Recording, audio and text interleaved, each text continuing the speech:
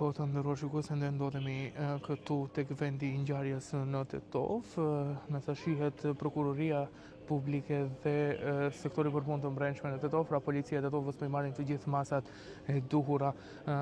Në bazë të informacioneve të para, thuhet se bëhet fjalë për një vajzë rreth 30-tave, e cila është nga Kosova, pra nga qyteti i Pejës.